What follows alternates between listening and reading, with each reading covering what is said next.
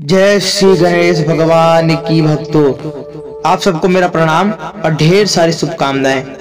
आज देव को देव गणेश भगवान का एक अद्भुत चमत्कारी मंत्र आप सबके सामने लेकर आए हैं, जिसको सुनने मात्र से आपकी धन की समस्या हमेशा के लिए दूर हो जाएगी और गणेश जी का कृपा आप पर सदैव बने रहेगा। भक्तों, हमारे गणपति जी का पूजा हर पूजा में सबसे पहला होता है। इनका आराधना, इनकी आरती सबसे पहले की जाती है। कहा जाता है कि गणपति जी का जो भी पूजा अगर पहले से नहीं करते हैं, उन सब की पूजा रोग हो जाती है। भक्तों, आज ऐसा ही चमत्कारी मंत्र हम आप सबके सामने लेकर आए हैं, जिसको गणेश जी को सुनने से मात्र से उनकी कान में आप तक की आवाज जाती है और वह आपकी सारी मनोकामना पूर्ण कर देते हैं। भक्तों, यह वीडियो को आप सबको लास्ट तक देख के जाना है। यह गणेश जी का चमत्कारी मंत्र आप सब ध्यान या श्रद्धा पूर्वक सुनते हैं तो आपके घर में अवश्य चमत्कार होगा। आइए भक्तों, मंत्र का श्रद्धा पूर्वक सुनिएगा और ध्यान लगाकर। ओम श्री गणेशाय नमः। लंबोदरम परम सुंदरमेकदंतम पीतांबरं तृणनयं परमं पवित्रम् उद्यद्दिवाकरज्वले ज्वलकान्तिकान्तं विघ्नेश्वरं सकलविघ्नहरं नमामि। लंबोदरं परमसुन्दरमेकदन्तं पीतांबरं तृणनयं परमं पवित्रम् उद्यद्दिवाकरज्वले ज्वलकान्तिकान्तं विघ्नेश्वरं सकलविघ्नहरं नमामि।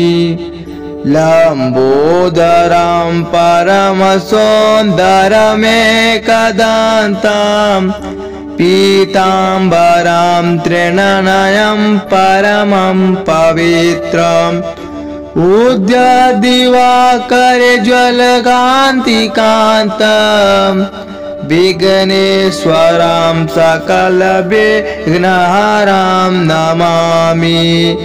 लंबोदरं परमसुन्दरमेकदन्तं पीतांबरं तृणनयं परमं पवित्रम् उद्यद्दिवाकरज्वले ज्वलकान्तिकान्तं विघ्नेश्वरं सकलविघ्नहरं नमामि। लंबोदरं परमसुन्दरमेकदन्तं रक्तांबरं तृणनयं परमं पवित्रम् उद्यद्दिवाकरज्वलकान्तिकान्तं विघ्नेश्वरं सकलविघ्नहरं नमामि। लंबोदरं परमसुन्दरमेकदन्तं रक्तांबरं तृणनयं परमं पवित्रम् उद्यद्दिवाकरज्वलकान्तिकान्तं विघ्नेश्वरं सकलविघ्नहरं नमामि। लंबोदरं परमसुन्दरमेकदन्तं पीतांबरं तृणनयं परमं पवित्रम् उद्यद्दिवाकरज्वले ज्वलकान्तिकान्तं विघ्नेश्वरं सकलविघ्नहरं नमामि। ओम श्री गणेशाय नमः। लंबोदरं परमसुन्दरमेकदन्तं पीतांबरं तृणनयं परमं पवित्रम् उद्यद्दिवाकरज्वले ज्वलकान्तिकान्तं विघ्नेश्वरं सकलविघ्नहरं नमामि। लंबोदरं परमसुन्दरमेकदन्तं पीताम्बरं त्रिनयनं परमं पवित्रम् उद्यद्दिवाकरज्वले ज्वलकान्तिकान्तं विघ्नेश्वरं सकलविघ्नहरं नमामि।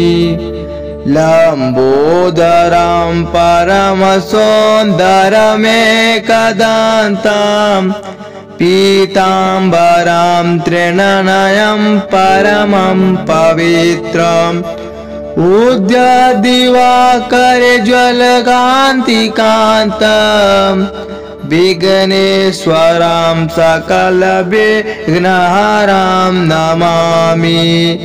लंबोदरं परमसुन्दरमेकदन्तं पीताम्बरं त्रिनयनं परमं पवित्रम् उद्यद्दिवाकरज्वले ज्वलकान्तिकान्तं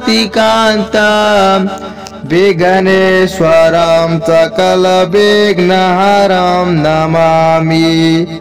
लंबोदरं परमसुन्दरमेकदन्तं रक्ताम्बरं त्रिनयनं परमं पवित्रम् उद्यद्दिवाकरज्वलकान्तिकान्तं विघ्नेश्वरं सकलविघ्नहरं नमामि। लंबोदरं परमसुन्दरमेकदन्तं रक्ताम्बरं त्रिनयनं परमं पवित्रम् उद्यद्दिवाकरज्वलकान्तिकान्तं विघ्नेश्वरं सकलविघ्नहरं नमामि। लंबोदरं परमसुन्दरमेकदन्तं पीताम्बरं त्रिनयनं परमं पवित्रम् उद्यद्दिवाकरज्वले ज्वलकान्तिकान्तं विघ्नेश्वरं सकलविघ्नहरं नमामि। ओम श्री गणेशाय नमः। लंबोदरं परमसुन्दरमेकदन्तं पीताम्बरं त्रिनयनं परमं पवित्रम् उद्यद्दिवाकरज्वले ज्वलकान्तिकान्तं विघ्नेश्वरं सकलविघ्नहरं नमामि। लंबोदरं परमसुन्दरमेकदन्तं पीताम्बरं त्रिनयनं परमं पवित्रम् उद्यद्दिवाकरज्वले ज्वलकान्तिकान्तं विघ्नेश्वरं सकलविघ्नहरं नमामि। लंबोदरं परमसुन्दरमेकदन्तं पीताम्बरं त्रिनयनं परमं पवित्रम् उद्यद्दिवाकरज्वलकान्तिकान्तं विघ्नेश्वरं सकलविघ्नहरं नमामि। लंबोदरं परमसुन्दरमेकदन्तं पीताम्बरं त्रिनयनं परमं पवित्रम् उद्यद्दिवाकरज्वले ज्वलकान्तिकान्तं विघ्नेश्वरं सकलविघ्नहरं नमामि।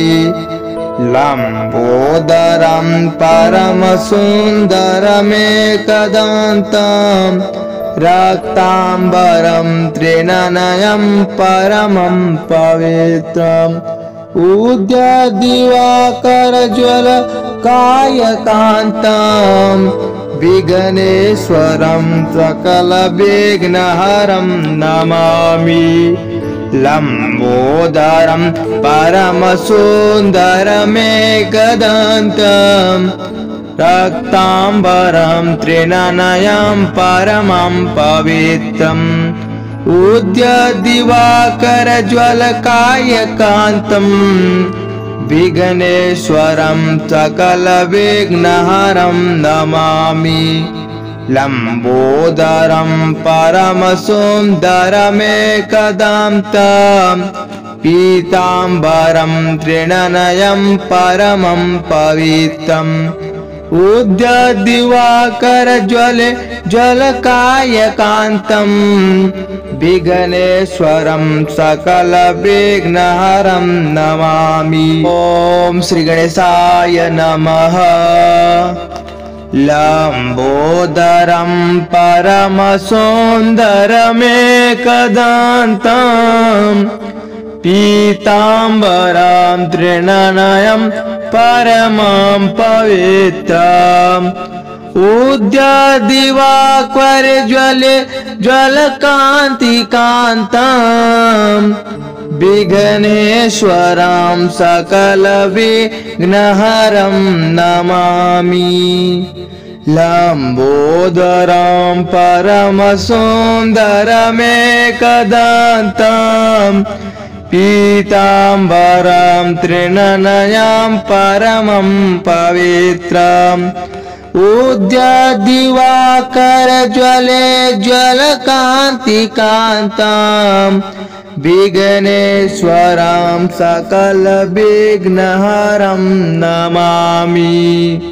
लंबोदरं परमसुन्दरमेकदन्तं पीताम्बरं त्रिनयनं परमं पवित्रम् उद्यद्दिवाकरज्वलकान्तिकान्तं विघ्नेश्वरं सकलविघ्नहरं नमामि। लंबोदरं परमसुन्दरमेकदन्तं पीताम्बरं त्रिनयनं परमं पवित्रम् उद्यद्दिवाकरज्वलकान्तिकान्तं विघ्नेश्वरं सकलविघ्नहरं नमामि। लंबोदरं परमसुन्दरमेकदन्तं रक्ताम्बरं त्रिनयनं परमं पवित्रम् उद्यद्दिवाकरज्वलकायकान्तं विघ्नेश्वरं सकलविघ्नहरं नमामि। लंबोदरं परमसुन्दरमेकदन्तं रक्ताम्बरं त्रिनयनं परमं पवित्रम् उद्यद्दिवाकरज्वलकायकान्तं विघ्नेश्वरं सकलविघ्नहरं नमामि।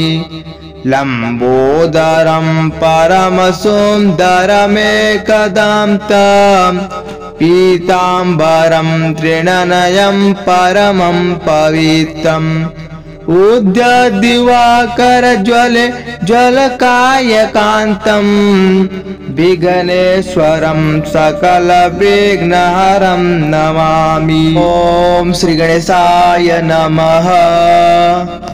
लंबोदरं परमसुन्दरमेकदन्तं पीताम्बरं त्रिनयनं परमं पवित्रम् उद्यद्दिवाकरज्वलकान्तिकान्तं विघ्नेश्वरं सकलविघ्नहरं नमामि। लंबोदरं परमसुन्दरमेकदन्तं पीताम्बरं त्रिनयनं परमं पवित्रम् उद्यद्दिवाकरज्वले ज्वलकान्तिकान्ताम् विघ्नेश्वरं सकलविघ्नहरं नमामि।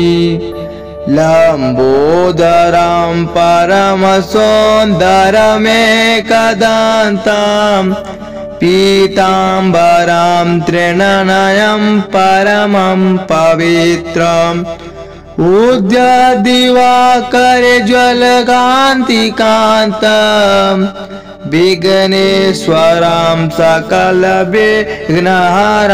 नमामि।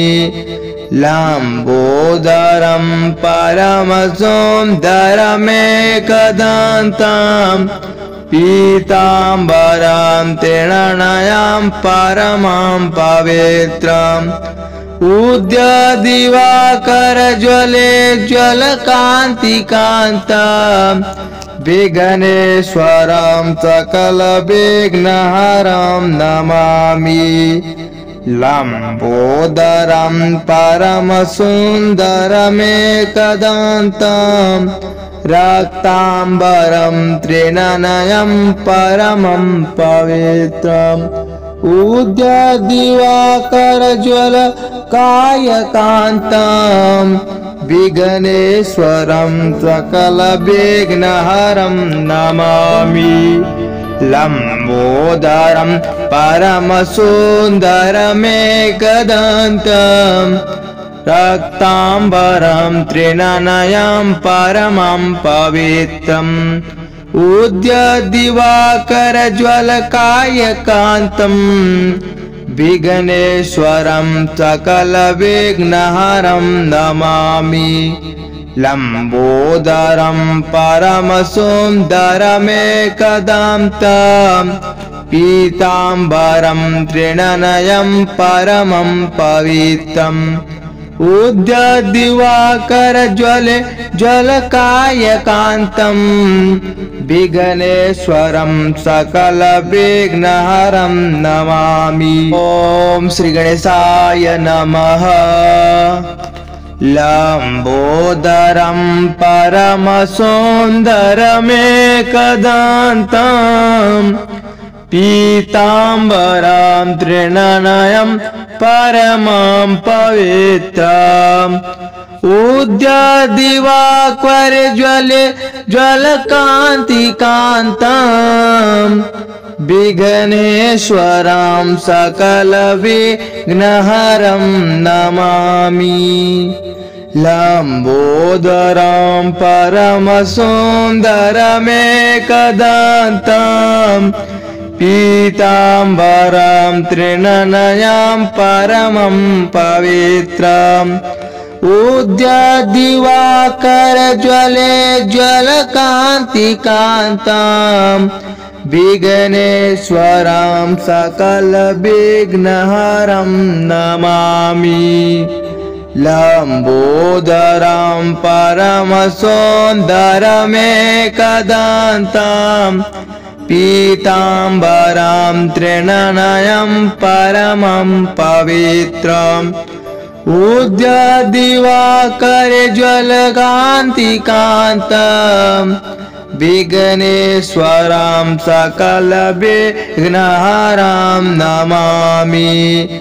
लम्बोदरं परमसुन्दरमेकदन्तं पीताम्बरं त्रिनयनं परमं पवित्रम् उद्यद्दिवाकरज्वले ज्वलकान्तिकान्तं विघ्नेश्वरं सकलविघ्नहरं नमामि।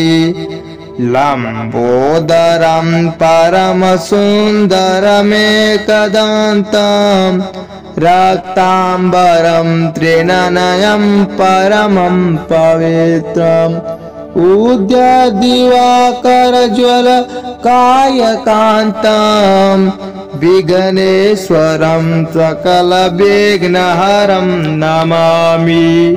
लम्बोदरं परमसुन्दरमेकदन्तं रक्ताम्बरं त्रिनयनं परमं पवित्रम् उद्यद्दिवाकरज्वलकायकान्तम् विघ्नेश्वरं सकलविघ्नहरं नमामि लम्बोदरं परमसुन्दरमेकदन्तं पीताम्बरं त्रिनयनं परमं पवित्रम् उद्यद्दिवाकरज्वलकायकान्तं विघ्नेश्वरं सकलविघ्नहरं नमामि। ॐ श्री गणेशाय नमः। लम्बोदरं परमसुन्दरमेकदन्तं पीताम्बरं त्रिनयनं परमं पवित्रम् उद्यद्दिवाकरज्वलकान्तिकान्तं विघ्नेश्वरं सकलविघ्नहरं नमामि लम्बोदरं परमसुन्दरमेकदन्तं पीताम्बरं त्रिनयनं परमं पवित्रम् उद्यद्दिवाकरज्वलकान्तिकान्तं विघ्नेश्वरं सकलविघ्नहरं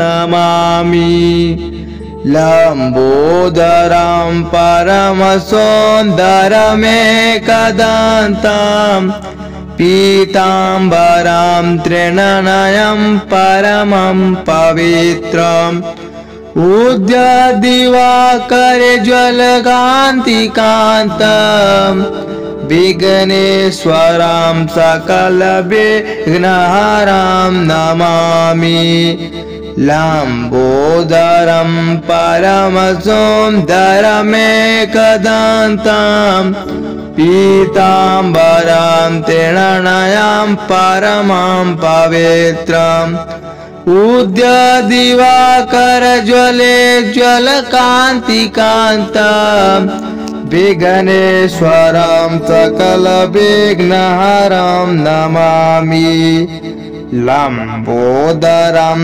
परमसुन्दरमेकदन्तं रक्ताम्बरं त्रिनयनं परमं पवित्रम् उद्यद्दिवाकरज्वलकायकान्तं विघ्नेश्वरं सकलविघ्नहरं नमामि लम्बोदरं परमसुन्दरमेकदन्तं रक्ताम्बरं त्रिनयनं परमं पवित्रम् उद्यद्दिवाकरज्वलकायकान्तं विघ्नेश्वरं सकलविघ्नहरं नमामि लम्बोदरं परमसुन्दरमेकदन्तं पीताम्बरं त्रिनयनं परमं पवित्रम्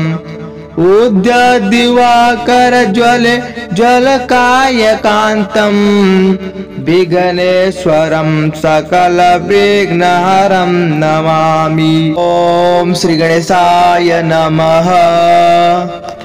लम्बोदरं परमसुन्दरमेकदन्तं पीताम्बरं त्रिनयनं परमं पवित्रम् उद्यद्दिवाकरज्वलकान्तिकान्तं विघ्नेश्वरं सकलविघ्नहरं नमामि लम्बोदरं परमसुन्दरमेकदन्तं पीताम्बरं त्रिनयनं परमं पवित्रम् उद्यद्दिवाकरज्वलकान्तिकान्तं विघ्नेश्वरं सकलविघ्नहरं नमामि लंबोदरं परमसुन्दरमेकदन्तं पीताम्बरं त्रिनयनं परमं पवित्रम् उद्यद्दिवाकरज्वलकान्तिकान्तं विघ्नेश्वरं सकलविघ्नहरं नमामि। लंबोदरं परमसुन्दरमेकदन्तं पीताम्बरं त्रिनयनं परमं पवित्रम् उद्यद्दिवाकरज्वलकान्तिकान्तं विघ्नेश्वरं सकलविघ्नहरं नमामि। लंबोदरं परमसुन्दरमेकदन्तं रक्ताम्बरं त्रिनयनं परमं पवित्रम् उद्यद्दिवाकरज्वलकान्तिकान्तं विघ्नेश्वरं सकलविघ्नहरं नमामि। लंबोदरं परमसुन्दरमेकदन्तं रक्ताम्बरं त्रिनयनं परमं पवित्रम् उद्यद्दिवाकरज्वलकान्तिकान्तं विघ्नेश्वरं सकलविघ्नहरं नमामि। लंबोदरं परमसुन्दरमेकदन्तं पीताम्बरं त्रिनयनं परमं पवित्रम् उद्यद्दिवाकरज्वलकान्तिकान्तं विघ्नेश्वरं सकलविघ्नहरं नमामि। ओम एकदंताय विद्महे वक्रतुंडाय धीमहि तन्नो दन्ती प्रचोदयात्। ओम एकदंताय विद्महे वक्रतुंडाय धीमहि तन्नो दन्ती प्रचोदयात्। ओम एकदंताय विद्महे वक्रतुंडाय धीमहि तन्नो दन्ती प्रचोदयात्। ओम वक्रतुंडाय धीमहि तन्नो दन्ती प्रचोदयात्। ओम वीडियो अच्छी लगे तो वीडियो को लाइक अवश्य करें।